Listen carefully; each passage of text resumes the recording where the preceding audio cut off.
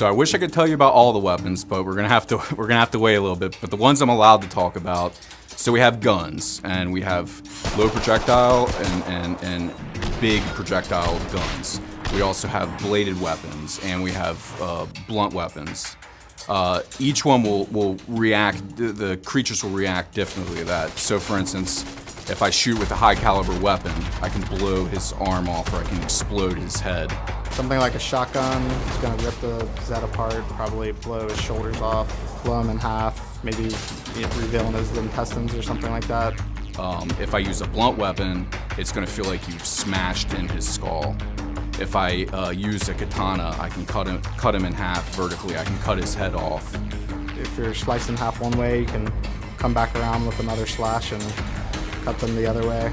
Something really awesome about a katana in a game like this, and with our Gore system and our melee system mixed together, it makes melee so fun. So it's really hard to explain, but the katana just, when it's cutting through clots, it just feels smooth as butter. Cutting heads off, cutting them in half, just ripping them to shreds. I really love doing that. I sound like a sick demented freak.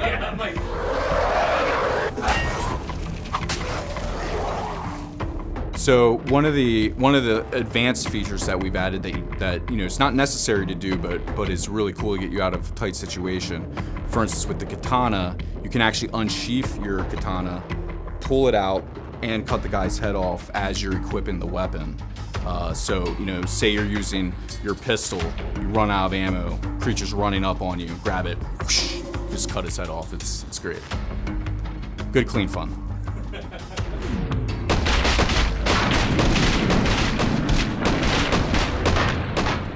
Zed time is really a core feature in the Killing Floor universe.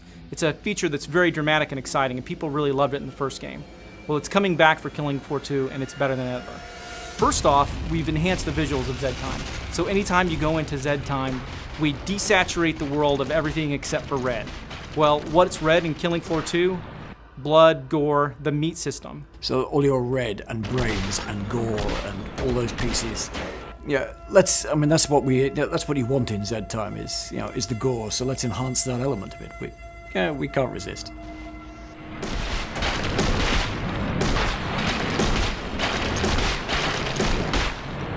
Blood and gore are one of the cornerstones of Killing Floor, and this time we wanted to take it up a notch and have as much blood and gore in the game as possible.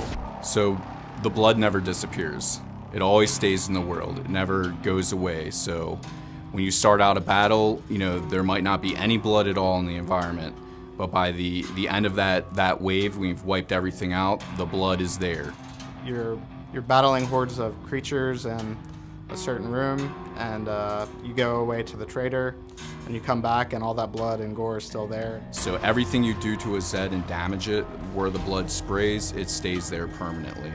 The amount of just carnage and destruction the sense that you get from that is pretty amazing. So if you cut a Clot's head off and he starts walking, the blood's gonna spray on the ground, it's gonna stay there. If you throw a grenade down and blow up a whole group of guys, it's gonna splatter on the ceilings, the walls, everywhere. So the technique basically works as, you start off with the entire level cloaked with what we call splatter map textures, and at runtime we detect which texels of the splatter map have been hit by blood and poke a color into it. Later on, we apply a tiling mask texture on top of that and treat this as the opacity mask and apply some thresholding and cleanup operations to get the splatter shape. It's really awesome, and I can't wait to see someone actually play the game and fill the entire world with blood.